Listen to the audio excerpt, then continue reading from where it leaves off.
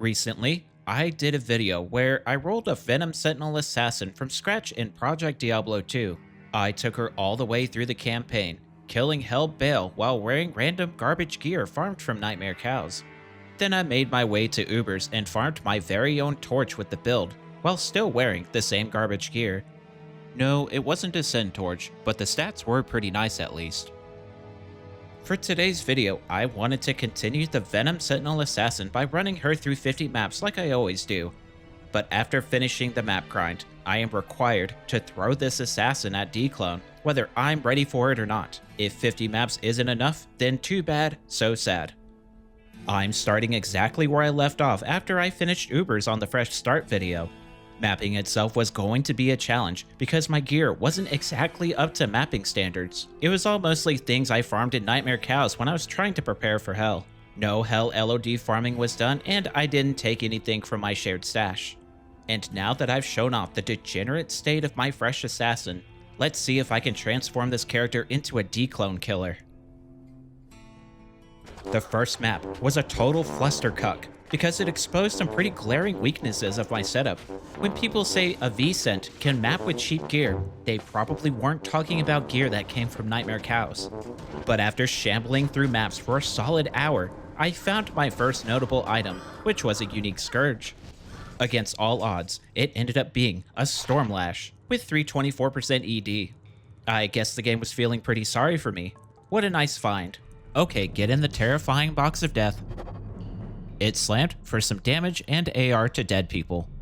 Then I got to crafting safety armors because I really needed some kind of damage reduction. Luckily, after my third craft, I landed an armor with 22% DR. The other stats, they existed, but just the DR by itself would make a huge difference. It slammed for some faster run walk. I don't even know what compelled me to do a Bastion Keep map. This place is genuinely awful, but I got a unique ring to drop in here. This shiny little turd nugget was a dwarf star. Not all that impressive by itself, but a ring with life and fire absorb would be pretty good for Dclone. Then I did what I do best and tried to kill it forever, but it survived with an energy slam. Sure, why not? Then I got yet another unique ring from the same map. Well, we know it isn't a dwarf star, so it might be a mangled heal ring. Thanks for showing up today, mangled. Then I went ahead and replaced the Act 1 Mercenary with the cold Act 3 Prayer Merc. I needed the sustain from Prayer Aura because that would keep my head from exploding violently. But it didn't matter because my head exploded when I got these set Scissor Soeas to drop. These were Gnat Claws, and it was a massive find for me because the full Gnat set is absurdly good, and the claws are by far the most difficult to find. Then I found an rune shortly after that, which is always nice to see in hardcore. To quickly point this out, I did end up respeccing after that map so I could use Gnat Claws and a Gnat Chest if I can get it to drop. The build was basically the same, except I maxed out Shadow Warrior this time. That way, I could have a tank that's a lot more viable than my face. A few maps later, I got some unique Boneweave boots to drop. Naturally, these were Marowaks, a pair of boots that have cannot be frozen on them. Could be useful. I went ahead and duct taped a shard onto them and got 10% increased chance of blocking. Then I almost got my face caved in by these unbelievably toxic minions with Might Aura. I'm never doing a minion map again, but I chose to finish the map off because it had treasure fallens in it. I kicked one of them in the face just for fun, and I got a burn to drop out of them. A completely fair and reasonable reward for dealing with those minion pricks. Then I brutally murdered a harmless cockroach and got a unique jewel to drop. Yes game, that's good, give me all of the facets. The jewel would ID into a lightning facet with the worst rolls possible, but if we could pretend it's a 5-5, I would deeply appreciate that. Later on, Aunt Dariel came to visit my map just so she could smack me in the mouth. I didn't need nor did I want to be smacked in the mouth, but I was getting it anyway. But it was okay, because I would go on to find another unique jewel. Please don't be another 3-3. Poison facet, a pretty good one too. 5% damage and -4 poison. I returned to the Chaldean map and I bumped into the treasure fallens again. Lo and behold, I would get yet another high rune from these little bastards. This time it was a Sur rune. The final treasure fallen of the map also popped out a nice little gold rune. There's no need to make adjustments, the treasure fallens are exactly where they need to be. But who needs treasure fallens when you can just ID an absolutely picture perfect 1540 jewel? It's too bad I can't ever trade it. The Bastion keep maps were going much better than they were before, but they were still kinda slow. But it was okay, because I got a unique legendary mallet to drop in here. I had a possible Schaefer's hammer here, but it ended up being an actual Schaefer's hammer. Stormlash and Schaefer's, the assassin, was continuously winning these coin flips. I might even use it along with the shield, and maybe I can make something. Okay, never mind. It died screaming in total agony. Look, it even bricked with an IS slam. Why do you like this game? Then I was tortured by the archers in the halls of archers, and I came across another unique ring. It ended up being yet another dwarf star, which, okay, I had a second dwarf star now, which is good for the fire absorb at least. It went on to slam for yet another energy slam. Perfect for the energy I'll never need. Couple maps later, I finally found my first Geet's Charm. Not a huge deal by itself, but I was pretty short on the magic find for these maps, and the gold helps a lot with these expensive orbs. And then a little Malrune dropped shortly after that. I'm inching closer to that CTA if I can get that Ohm to drop. Even though I wasn't geared for it, I figured why not do a cow map anyway? At the very least, I got a unique shark skin belt to drop. Naturally, this was a razor tail, and if I were Blade Fury, I'd be pretty happy about this item. But that doesn't matter, because it got horrifically mangled in the Satan Cube. And actually, the rare belt wasn't all that bad. Life, res, 8% PDR, definitely keeping this one. I was in a bit of a dry spell for a few maps up until this point where I got a unique champion sword to drop. This was a Doombringer with 254 ED and 13% max life. Unfortunately, it wasn't ethereal, but I thought I would slam it anyway. It ended up not breaking horribly with a 3-socket slam. On the very next map, I identified a large charm with poison damage and a decent amount of life. Sadly, it was only 2% damage, but it was a lot better than my other extremely mediocre large charms. Later in the same map, I got a unique amulet to drop. I know this is deranged, but I was actually really hoping for a Nokazam because of its max fire res, but it ended up being a glorious Mahim Oak, and it rolled plus 10 to anxiety and depression. Still on the same map, I got a unique ring to drop. I'm liking these jewelry drops lately. I dare you to be an SOJ. Dwarf Star. Okay, I have 3 of them now, but that's okay, because surely it won't slam for another energy slam, because getting the same slam 3 times in a row would be preposterous.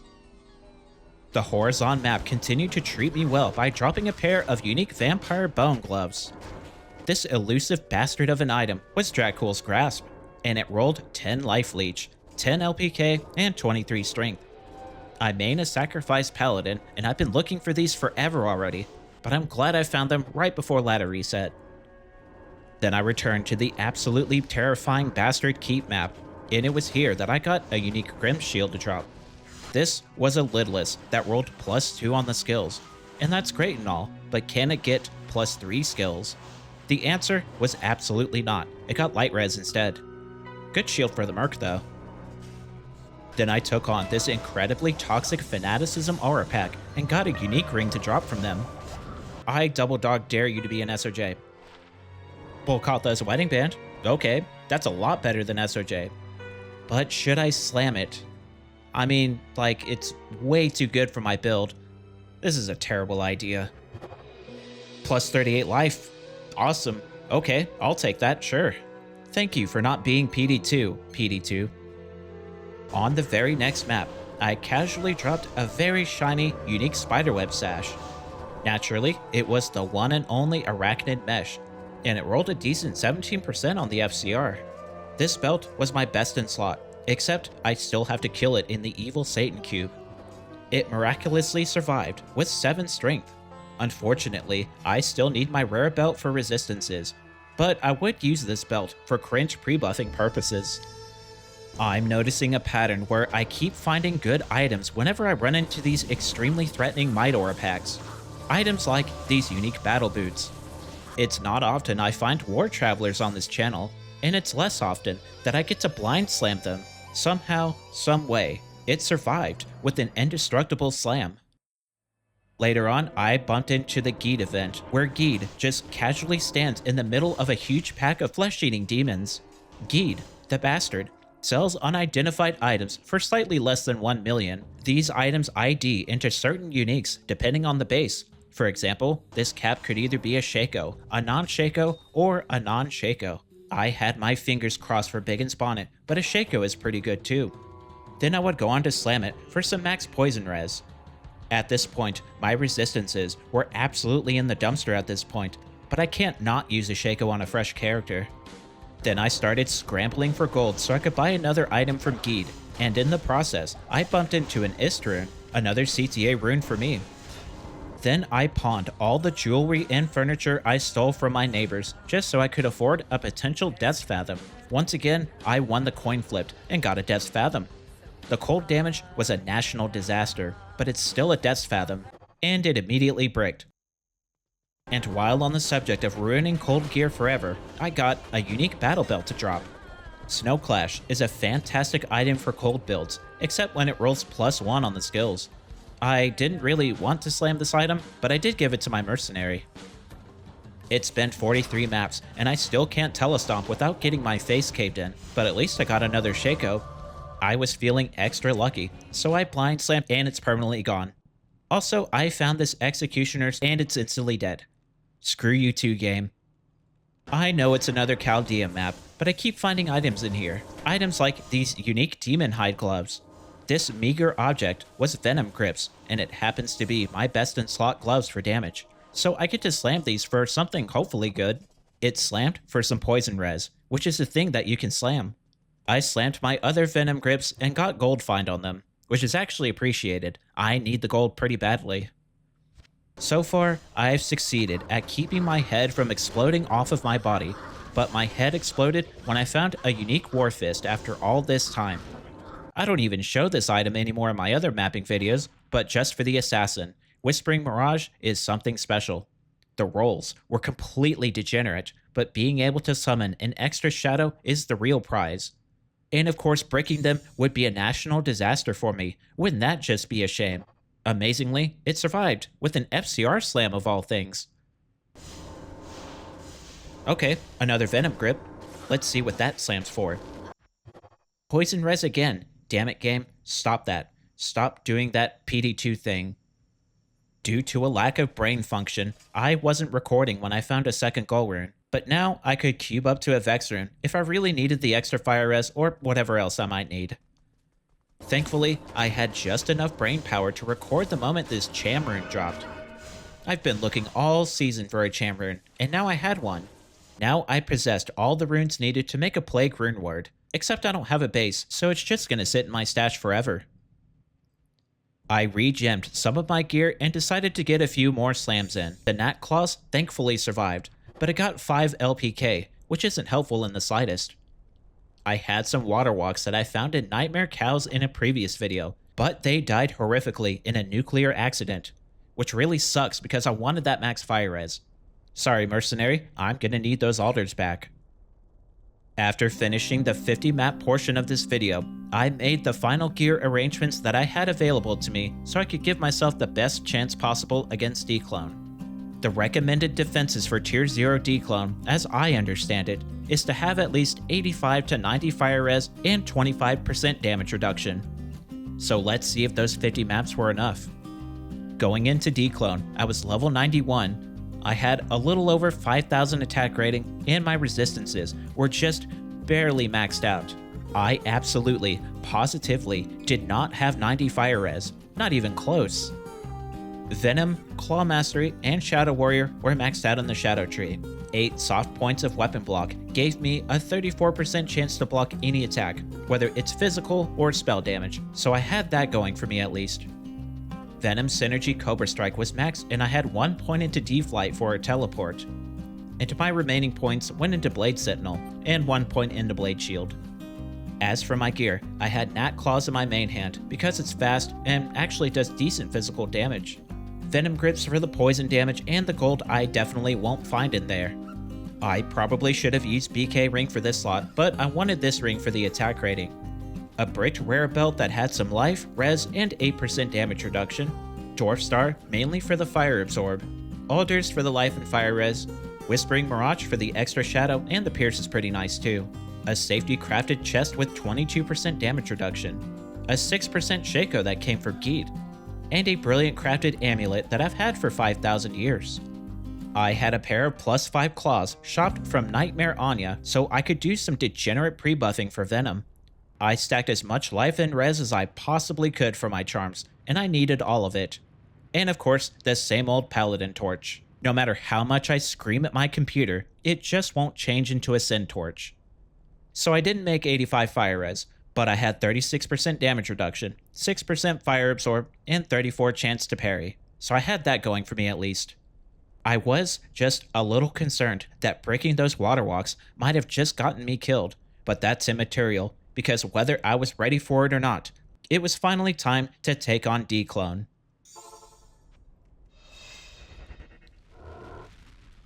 Dclone focused his attention on attacking my extremely replaceable summons, which took some pressure off of me. Not that there was any pressure, the early stages of this fight is actually pretty chill. The damage of Venom Sentinel was moving his health bar better than I thought it would, actually. Soon enough, he began the first ad phase, where he summons a bunch of tweakers from my local trailer park. They're just bone warriors, but they are tankier than they look. Thankfully, they just ran straight into the Blade Sentinels and got themselves killed. They're just stupid like that, kind of like I am. And of course Dclone just had to get a lick in with his death laser. I quickly learned that I probably shouldn't stand behind my summons in case Dclone decides to use the laser again. Then he went into his first Nova phase, where he runs to the middle of the room, and I have to hide behind a pillar while Dclone casts the Cold Bale Nova spell thing. It's basically a one-shot if I get hit by it. Then he made his way back and started attacking my summons like oh shit, don't get hit by the fire.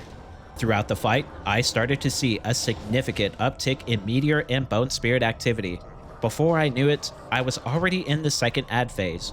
Dclone summoned his Bone Warriors and Archers, and every one of them needed to be dealt with. I attacked a few of the Archers while the Warriors started bunching up, then I ran around the room, herding the Warriors around and doing whatever damage I can while also avoiding damage. A couple of times, Dclone sprayed my face with hydrofluoric acid, but it was okay because the assassin was still mostly alive after that. The second Nova phase started, and I Dragonflight teleported to the closest pillar. Good spell for quickly getting to the right spot. Now I was at the point in the fight where if anything were to go wrong, it would go wrong here. There were more meteors and bone spirits than ever before. Diablo goes into his third and final ad phase, where he summons warriors, archers, and mages. It's a real bastard of a phase for me because I'm dodging meteors while also trying to kill a shitload of ads, and I'm being chased down by a completely immortal Diablo. Oh god, I just remembered Diablo Immortal exists. Dealing with the ads was a process, but they were taken down, and I was allowed to inflict small amounts of pain towards Dclone once again. I just needed to get through one final phase, and that required me to watch the ground while also watching Bone Spirits, while also watching a very pissed off Diablo. Then he began the third Nova phase, and I teleported behind the pillar. I stood absolutely completely still. I hate the idea of even moving during this phase, which should tell you a lot about my confidence as a bosser. But that was all the phases. Now I just needed to do exactly the thing I was doing before. Play Frisbee with Satan while I catch meteors with my skull. I kept fighting him around the pillar so I could line of sight some of the Bone Spirits, which took a lot of actual pressure off of me. Dclone got one last firestorm out, just so he could kill my shadow out of petty spite, but it was okay. Dclone was finally dead. The world had been saved, but a lot more importantly, he dropped a unique small charm. The 50 map grind for this video had amounted to this very moment. The Anti-Charm ended up rolling 35 Vitality, 20 All-Res, and 8% XP on the rolls. Technically, it's not the worst Anti-Charm, but finding one with a lower Vitality roll would be painfully unlikely. But it's still an Anti-Charm, and I'm SSF, so it's getting used anyway. At the very beginning, mapping was a real bastard, and there were moments where I wasn't sure if I'd be able to survive it. But the assassin slogged through it just long enough to land a few good drops, like those Nat Claws, and some other goodies too, like that Shaco that didn't brick into a horrible rare.